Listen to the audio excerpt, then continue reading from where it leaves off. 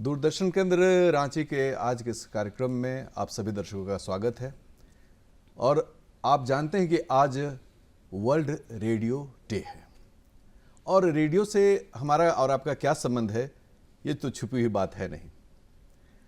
एक ज़माना था जब रेडियो ही था, रेडियो पर लोग क्रिकेट की कमेंट्री सुनते थे और उसके कमेंट्री के साथ वो अपने आप को जोड़ के चलते थे।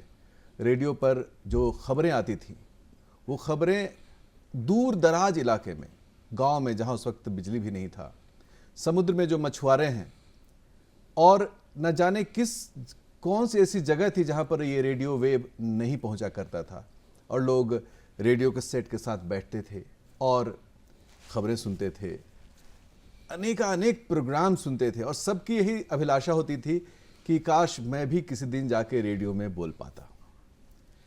तो रेडियो की महत्व तो हम सब जानते हैं और आज वर्ल्ड रेडियो डे पर हम लोग कुछ बातचीत करेंगे, कुछ मज़ेदार बातें होंगी। दर्शकों, आप एंजॉय करिए इस पूरे शो को, क्योंकि हमारे साथ बहुत अच्छे एक्सपर्ट रेडियो के फील्ड से आए हुए हैं। मैं परिचय देता हूं। सबसे पहले आप हैं श्री पंकज मित्र जी। आप आकाशवाणी केंद्र रांची में लंबे समय तक सर ने काम किया है और इसके अलावा सर एक साहित्यकार भी हैं, पर्यावरणविद भी हैं और हम कहते हैं कि पंकज सर आप रेडियो मैन हैं। आपका बहुत बहुत स्वागत है। धन्यवाद। और हमारे साथ आशुतोष जी हैं। नमस्ते। मैं दर्शकों को बताऊं कि आशुतोष जी को बहुत कॉमनली आरजे शैंकी के नाम से जाना जाता है। सामान्यतः रेडियो बोलने वाले लोग तो रेडियो के पीछे होते हैं, उनकी आवाज़ ही आती है, चेहरा तो दिखता नहीं है।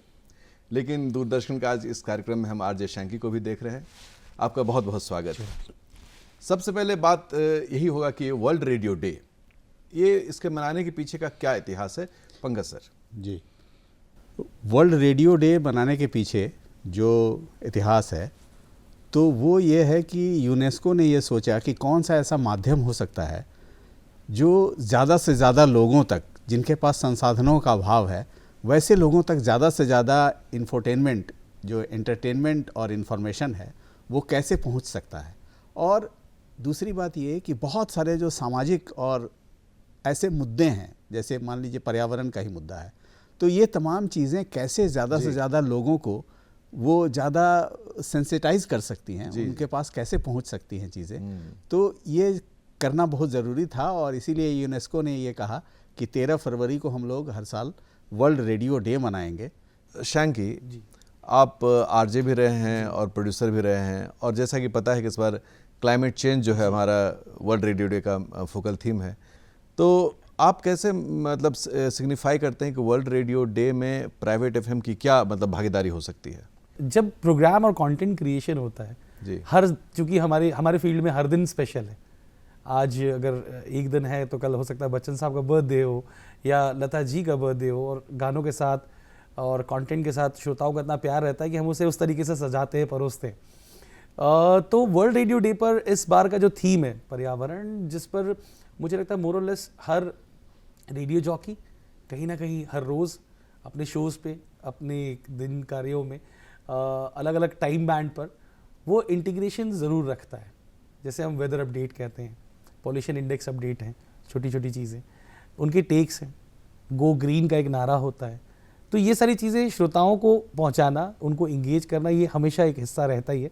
और चूंकि इस बार वर्ल्ड रेडियो डे का एक अलग सा थीम है तो उस पर स्पेशल एपिसोड, स्पेशल कार्यक्रम बनाए जाते हैं। बिल्कुल सही है। क्लाइमेट चेंज, क्लाइमेट चेंज एक ऐसा शब्द है सर जो हर जगह पर दुनिया के मतलब कोई भी ऐसा जगह नहीं होगा, कोई भी ऐसा व्यक्ति नहीं होगा जो आजकल इस क्लाइमेट चेंज के बारे में बात ना करता हो। अब इस तरह का जो मुहिम है, इस मुहिम को ही इस बार जो फोकल थीम रखा गया है, तो पंकज सर कैसे ये मुहिम रेडियो के माध्यम से जन जन तक पहुंचाया जा सकता है? जी, पहली बात तो ये है कि जो क्लाइमेट चेंज का मुद्दा है, इसको पहले एक एलीट किस्म का मुद्दा समझा जाता था। जी जी जी। और ज़्यादा लोग इस पर बहुत ध्यान नहीं देते थे और इन सब चीज़ों, छोटी छोटी चीज़ों से, कि हम जब गाड़ी चलाते हैं तो उस समय हम अपने जो एक्सीलेटर का बहुत ज़्यादा प्रयोग न करें और इस तरह की जो छोटी छोटी चीज़ें हैं इस पर ध्यान नहीं देते थे। लेकिन अब ये जो है, ये इस तरह की जागरूकता धीरे धीरे हुई है। लोग बातें करते रहे हैं रेडियो के माध्यम से भी और दूसरे माध्यमों से भी, जिससे होता है कि कैसे धरती का तापमान रोज़ बढ़ रहा है। तो इस वजह से ये जो मौसम में बहुत परिवर्तन, जो अलग किस्म के परिवर्तन नज़र आ रहे हैं, उन परिवर्तनों पर नज़र रखना बहुत ज़रूरी है, क्योंकि इस पर ही हमारे धरती का भविष्य टिका हुआ है। तो ये रेडियो के ज़रिए जो तमाम जो जितने कम्युनिटीज़ जिनके लिए प्रोग्राम हम लोग बनाते हैं, मान लीजिए बच्चों के लिए, ख़ासतौर पे बच्चों और युवाओं के लिए ये बहुत ही महत्वपूर्ण विषय है, क्योंकि आगे आने वाले दिनों में वही इस चीज़ को, इसको एक अपना फेस करेंगे, हाँ रखेंगे, और जी, जी। देश को सामने रखते हुए या विश्व को पूरा सामने रखते हुए इन चीज़ों के बारे में सोचेंगे। इसीलिए वैसी चीज़ों पर ज़्यादा ध्यान आकर्षित किया जाता है कि क्लाइमेट चेंज के ज़रिए कैसे हम ज़्यादा से ज़्यादा प्रिजर्व करने का, कंजर्व करने का, जो एनर्जी कंजर्वेशन भी उसमें एक इशू है। तो ये तमाम जो विषय हैं वो कैसे हम लोग सामने लाते हैं, और ये रेडियो के ज़रिए ये इसकी जागरूकता ज़्यादा से ज़्यादा फैलाई जाती है। ये एक इसका तरीका है। जी, आपने बिल्कुल सही कहा पंकज सर कि जागरूकता, ज्ञान और जागरूकता, जी, ये रेडियो का यूएसपी है। तो इसका मतलब है कि एक खास वर्ग जो काम के साथ रेडियो को भी अपने में जोड़ कर रखता है, उसके लिए कंटेंट बनाना और उनको धीरे से ये समझाना कि भाई पर्यावरण खतरे में है, भाई ये फॉसिल फ्यूल ज़्यादा जलाने से जो है हमारे क्लाइमेट पर बहुत बदलाव आएगा, क्योंकि क्लाइमेट तो एक लंबे समय तक बदलाव की बातें होती हैं। तो इस तरह के प्रोग्राम को किस प्रकार से तैयार मतलब कि करते हैं आप शंकी, या आपकी टीम कैसे करती है? हम टॉपिकलिटी पर सबसे पहला फोकस कर रहे हैं। तो हमारा जो भी टॉपिक होता है वो टॉपिकल होना चाहिए। अभी गर्मी है तो गर्मी की बात करेंगे, ठंड है तो ठंड की बात करेंगे। बिल्कुल। गर्मी में अचानक से ठंड आ जाए तो ठंड की बात हो जाती है। उसी तरीके से मुझे लगता है कि जब भी हम बात करते हैं क्लाइमेट चेंज की, जैसे सर ने कहा, ये अब एलीट टॉपिक नहीं रह गया। कहीं ना कहीं मुझे लगता है युवाओं को या किसी भी श्रेणी के लोग हों, गांव के हों, सुदूर हों, उनके लिए बहुत बड़ा टॉपिक है कि आज मौसम में बदलाव है, कहीं ना कहीं हम पर्यावरण के प्रति सजग नहीं है। डिफॉरेस्टेशन एक बड़ा टॉपिक है, लोग इस पर चर्चा करते हैं। जैसे एग्ज़ाम की चर्चा होगी फरवरी के महीने में कि बच्चा 10th दे रहा है या 12th दे रहा है या कैसा है माहौल, IIT JEE, उसी तरीके से एक ऐसा सामान्य सा टॉपिक है जिस पर लोग अपनी राय तो रख रहे हैं आज की डेट में। अब आते हैं हम टॉपिक को बनाए कैसे। सहभागिता सबसे बड़ा मुझे लगता है कि वे होता है किसी कंटेंट को क्रिएटिव बनाने में। जब तक हम इंगेजमेंट फैक्टर को, जहां कोलैबोरेशन को हम बीच में ना लाएं, तब तक मुझे नहीं लगता कि कोई भी कंटेंट हम इंटरेस्टिंग बना सकते हैं। बिल्कुल सही। तो हमेशा हमारी सोच यही रहती है, अप्रोच यही रहता है कि इंगेजमेंट फैक्टर हो, जहां पे सहभागिता आए। हम एक हैं, हम जब दो होते तो हम मैं से हम बन जाते हैं।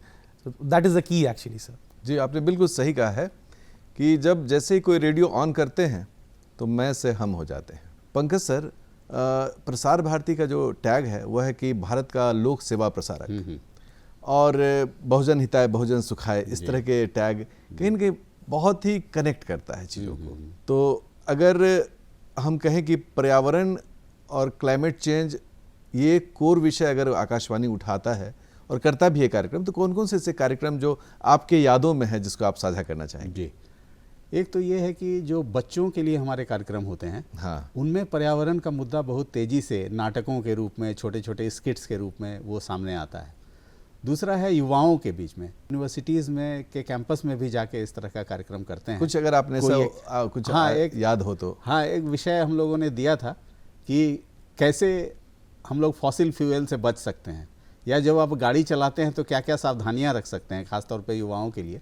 तो युवाओं ने काफ़ी कनेक्ट किया उससे अपने को, और जो कॉलेज कैंपस में, यूनिवर्सिटी कैंपस में ये कार्यक्रम हुए तो उन लोगों ने काफ़ी इससे जुड़ा हुआ महसूस किया, और बहुत सारे अच्छे सुझाव भी उनकी तरफ से आए। तो ये एक बहुत ही अच्छा विषय रहा है।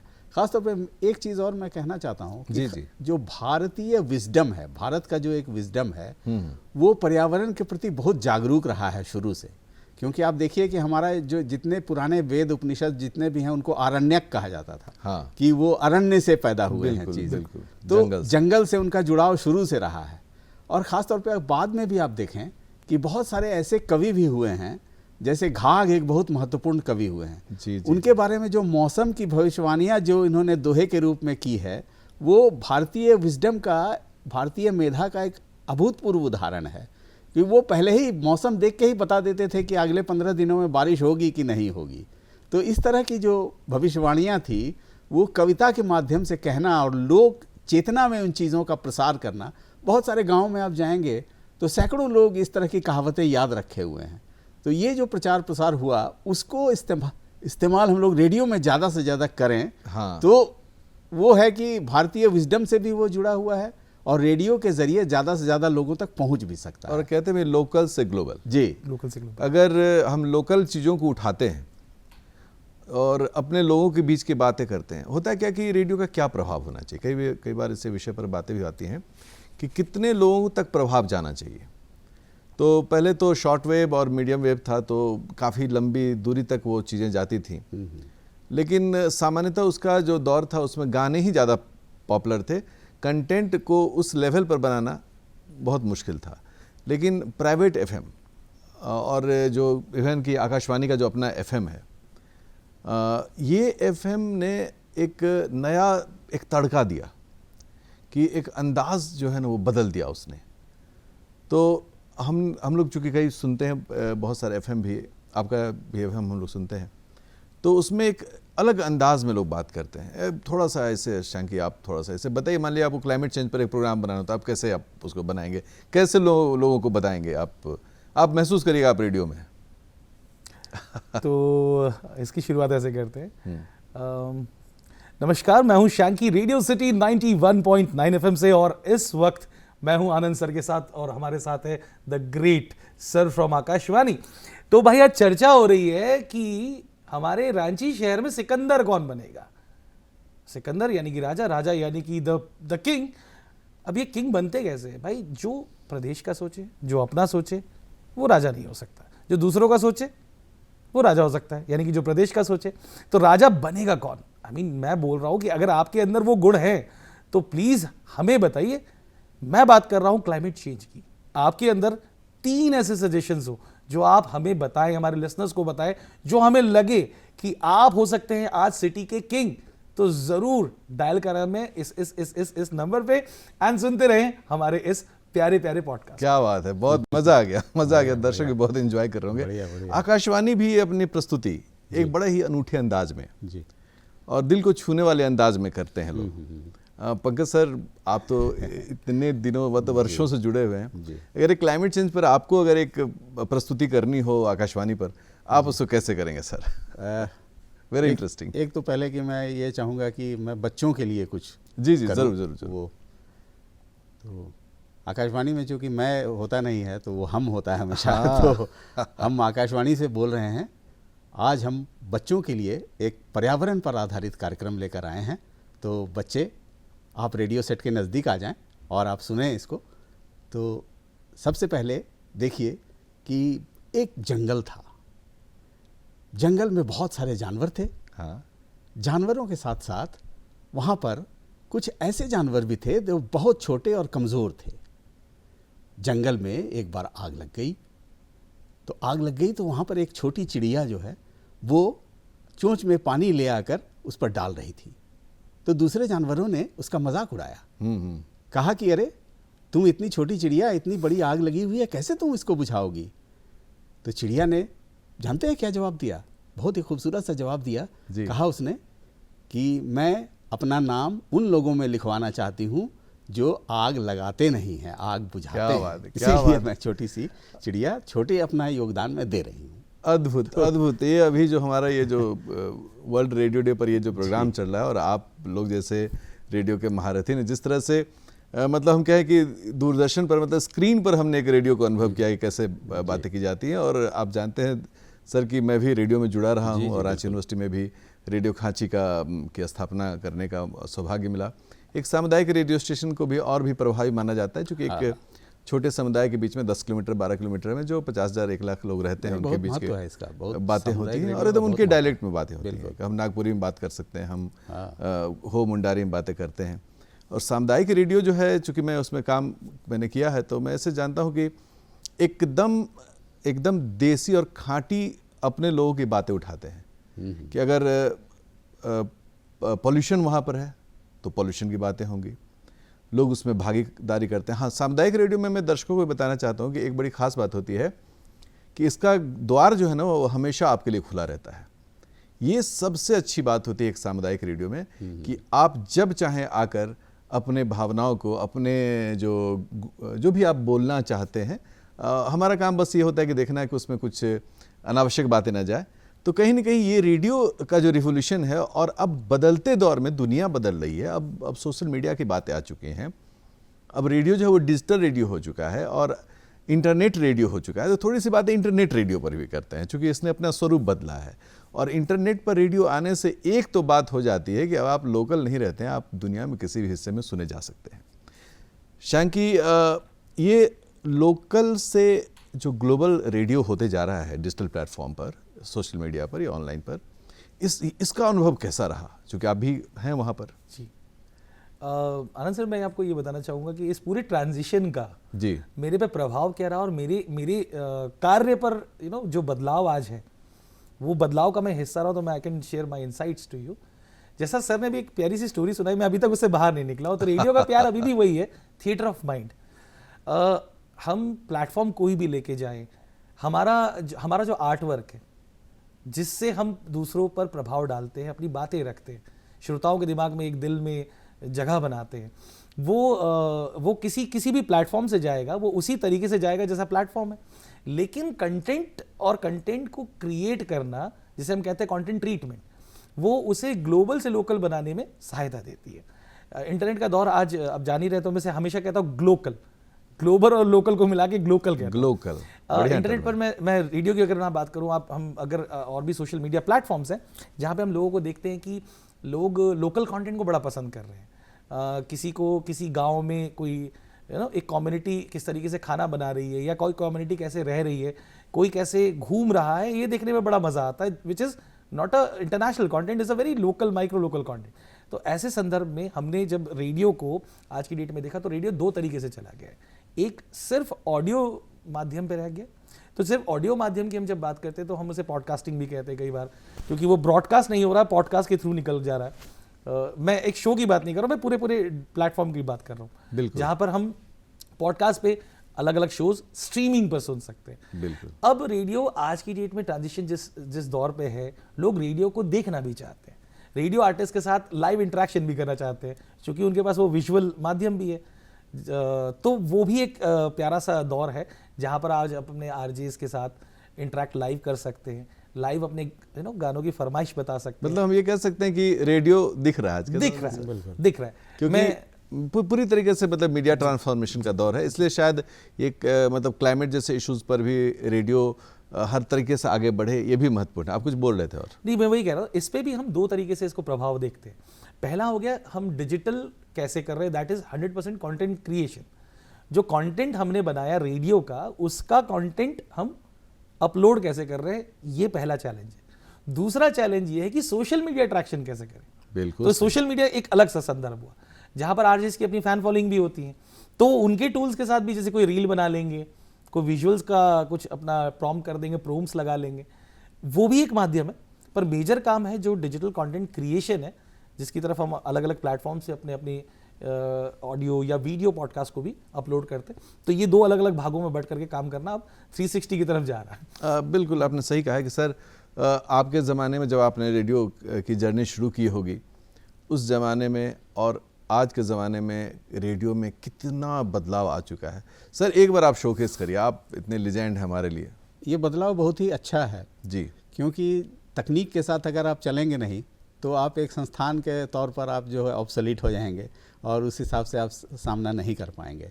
तो जब से ये डिजिटाइज हुई है चीज़ें, तो ज़्यादा लोगों तक पहुंचने में, क्योंकि पहले क्या होता था कि रेडियो बहुत सीमित लोगों तक, अब किसी गांव में एक घर में रेडियो होता था और वहाँ पर शाम में लोग बैठ करके प्रादेशिक समाचार या इस तरह का कंटेंट सुनने के लिए आते थे। लेकिन अब है कि हर हाथ में मोबाइल है और हर मोबाइल में रेडियो है, तो इस वजह से उनके लिए बहुत ही आसान हो गया है पहुंचना वहां तक। और ख़ास तौर पे अभी मैं आकाशवाणी की बात करूं तो ऐप पर ये उपलब्ध है, जो विश्व के किसी भी कोने में आप कहीं का भी स्टेशन सुन सकते हैं।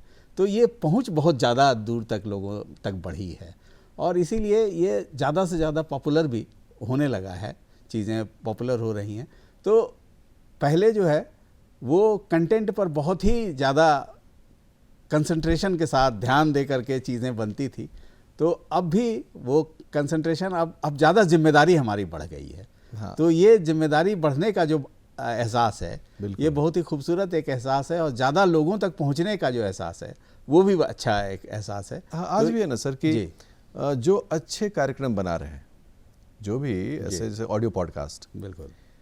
एक एक पॉडकास्ट ऐसे अच्छे लोग बनाते हैं, छोटे छोटे 1 मिनट का पॉडकास्ट तो 2 मिनट का पॉडकास्ट ऐसे करके, और उनका जो रीच है वो मतलब लाखों लोग उनके फैन हैं। जी।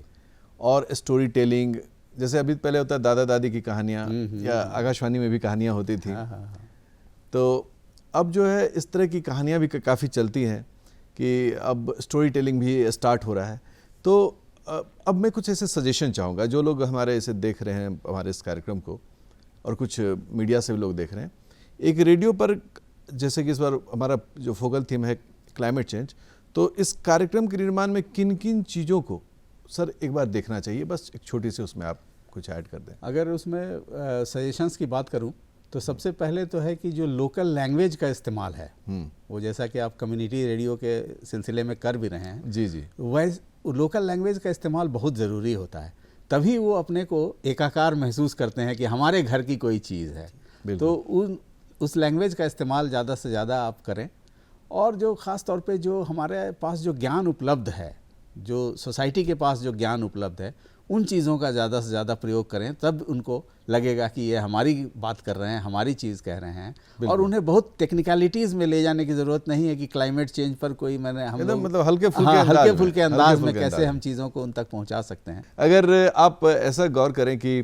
क्लाइमेट चेंज जो कि इस बार फोकल थीम है, तो रेडियो कैसे समाज को जोड़कर प्रोग्राम बना सकता है? बिल्कुल। मैं इसके लिए थोड़ा सा एक अपना एक्सपीरियंस शेयर करना चाहूँगा। जब लॉकडाउन आया था, काफ़ी चुनौती थी उस समय, और पूरा देश एक तरीके से घर में था। हमने एक थीम पर सोचा कि क्यों ना लोग आज की डेट में घर में हैं तो गार्डनिंग करें। टेक्नोलॉजी की बात हो रही थी, हम टेक्नोलॉजी का सर ने जैसे कहा कि बिल्कुल इस्तेमाल करना चाहिए। व्हाट्सएप एक नया प्लेटफॉर्म बना था जहाँ पर लोग अपनी तस्वीरें शेयर करते हैं, तो हमने कहा कि क्यों ना हम उनके साथ बात करें जो अपने छतों पे गार्डनिंग कर रहे हैं। तो सिटी का गार्डनिंग चैंप हमने ढूंढने की कोशिश की। सर यू वोंट बिलीव कि हमें रांची शहर से करीब 50,000 एंट्रीज आई। क्या बात करते हैं? 50,000 एंट्रीज सिर्फ रांची शहर, जमशेदपुर का अलग था आंकड़ा। चूंकि लॉकडाउन में लोगों को एक पैशन नहीं लगा कि गार्डनिंग करनी चाहिए, प्लांटेशन करना चाहिए। बिल्कुल बिल्कुल। और इस क्रम में जब हम सिलसिला करते गए तो हर रोज हमारे पास नए एक्सपर्ट आ जाते थे, श्रोताओं को ग्रेटिफाई कर देते थे। तो कुछ स्पॉन्सर्स भी आ गए जो श्रोताओं को ग्रेटिफाई करने लगे। ग्रेटिफिकेशन में उन्हें कुछ पौधे ही दे देते थे हम। अच्छा, मज़ेदार बात ये हो रही थी कि सोशल मीडिया पे हम उनकी तस्वीरें लगा करके उन्हें एक दिन का चैंपियन भी बना रहे थे। क्या बात। वो अपने इंटरव्यूज और वो अपने एपिसोड्स को शेयर कर रहे थे, जो उन्होंने रेडियो में सुना होगा या टेलीविजन पे देखा होगा, उसके लिंक को भी वो शेयर करता है बाकियों तक। तो रेडियो की पेनिट्रेशन और ज़्यादा वाइटल आती है। वापस आपके सवाल पर आते हैं। चलिए, तो इंटरेस्टिंग जी, सचमुच ये बहुत इंटरेस्टिंग। आपने कहा 50,000 लोग पार्टिसिपेट कर रहे हैं, बहुत बड़ी बात। तो ये तो बहुत बड़ी बात और है। थैंक्स टू टेक्नोलॉजी की, जिससे हमें डेटा पता चल रहा है। इसको किया है। तो एक्चुअली वर्ल्ड रेडियो डे पर जो बात है हम कर रहे हैं दर्शकों, और हमारे पास दो रेडियो के एक्सपर्ट हैं, मैं खुद भी रेडियो से जुड़ा हुआ हूँ, तो हमारी बातें तो ख़त्म नहीं होंगी, क्योंकि रेडियो पर तो बातें अच्छी बातें होती है, कंटेंट की बातें होती है, और हम एक अंदाज से बात करते हैं, आप तक पहुँचने की बातें करते हैं। तो वर्ल्ड रेडियो डे का इस बार का थीम हमारा है कि हम क्लाइमेट चेंज पर बात करें। मैं आपसे भी रिक्वेस्ट करूँगा कि आप इसको महसूस करें कि आज अगर हम अपने क्लाइमेट को ठीक करना है तो प्रयास हमको अपने स्तर से शुरू करना होगा।